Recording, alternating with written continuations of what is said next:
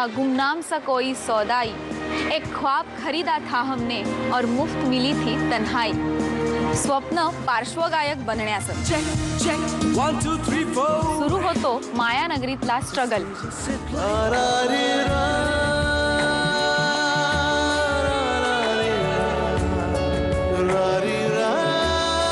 खडतर वाटेवर भेटतात नाना व्यक्ती, जडतात अगतिक नाती.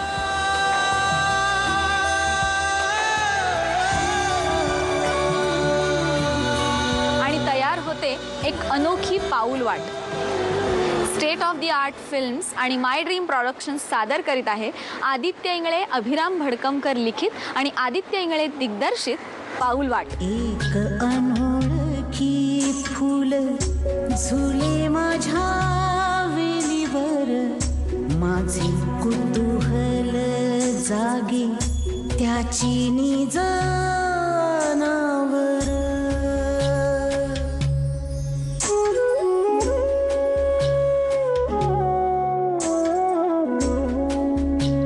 अभिरामने जी गोष्ट लिहिलेली आहे ती इतकी अप्रतिम आहे की ती प्रत्येकाला आपली वाटली.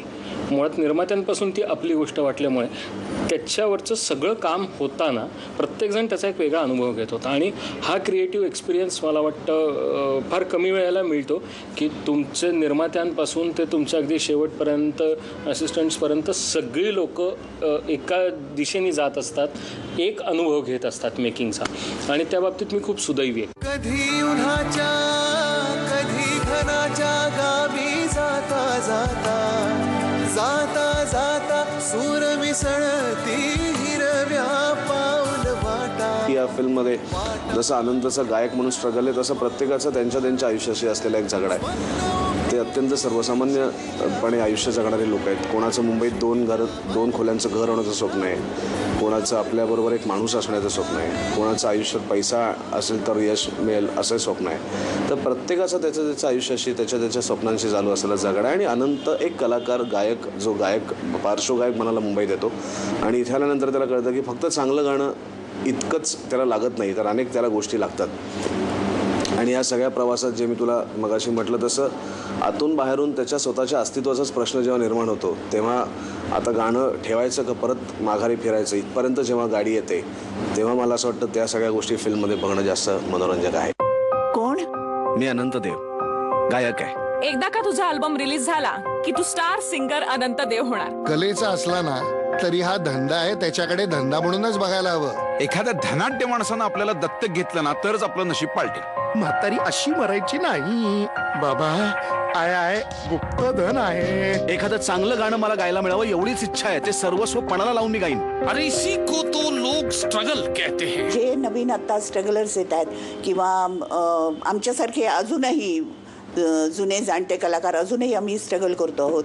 तर ही जी स्ट्रगल आहे ही किती त्याच्यामध्ये किती अनुभव येतात, किती यश मिळतं, किती अपयश मिळतं आणि ते सगळं मागे सारून तुम्हाला पुढे जायचं असतं, कुठेतरी आपलं ध्येय गाठायचं असतं.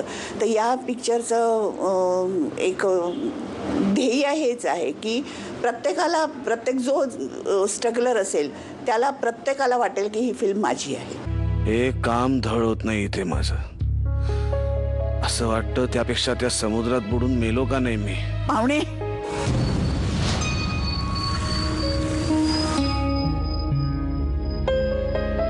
मरण मागू नये माणसानं.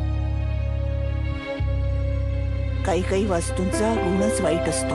खूप मजा आली या पाऊलवाटेवरनं जाताना, कारण उत्तम संगीत, दिग्दर्शकाची उत्तम साथ, नंतर कॅमेरामन आमचा पुष्पांग गावडे, त्याचं उत्तम काम आणि अतिशय अनुभवी कलाकार आजूबाजूला.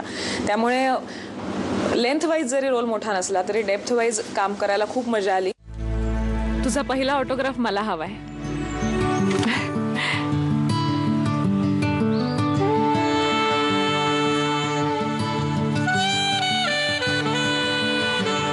अवघडच आहेस तू जरा. कॉंग्रॅच्युलेशन्स. थँक्यू. हळूहळू जमाना बदलतो. लाईव्ह जे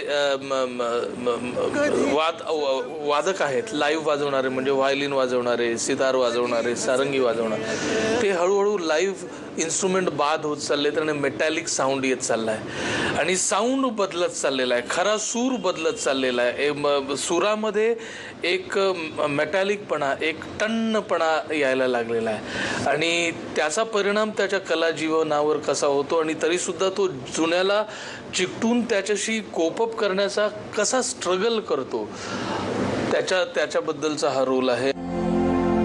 अजून किती काळ मी अशी वाट बघायची आणि परत हे असं काही घडणार नाही याची काय गॅरंटी? गारंटी तो जिंदगी की भी नहीं होती बेटा. तो क्या इसलिए हम जीना छोड़ देते हैं? जिंदगी का खेल है, इसमें हार जीत कोई मानी नहीं रखते. सिर्फ खेलते रहना जरूरी है. आज मराठीमध्ये खूप वेगवेगळ्या पद्धतीचे सिनेमे होत आहेत आणि त्या सगळ्यांचं अभिनंदन. त्यांनी हे अशा पद्धतीचे सिनेमे बनवायचं धाडस दाखवलं, ही फार महत्त्वाची गोष्ट आहे. त्यामुळेच माझ्या सगळ्या टीमला आम्हाला ह्या विषयावर सिनेमा करण्याची हिंमत आली. सिनेमा या बाबतीत सांगतो की ते जे ध्येय गाठायचं ते रडत रडत गाठायचं आहे का हसत हसत गाठायचं आहे आणि त्या अर्थानं मग हा सिनेमा रिलेट करावा असं वाटतं की आपल्याला कुठं पोचायचं आहे यापेक्षा आपण कसं पोचायला हवं आहे आणि आनंदानं आपण तो प्रवास जर चोखाळला आणि त्याकडं पाहायचं जर झालं तर इप्सित ध्येय मिळेल न मिळेल पण निदान प्रवासाची मजा तरी घेता यायला हवी.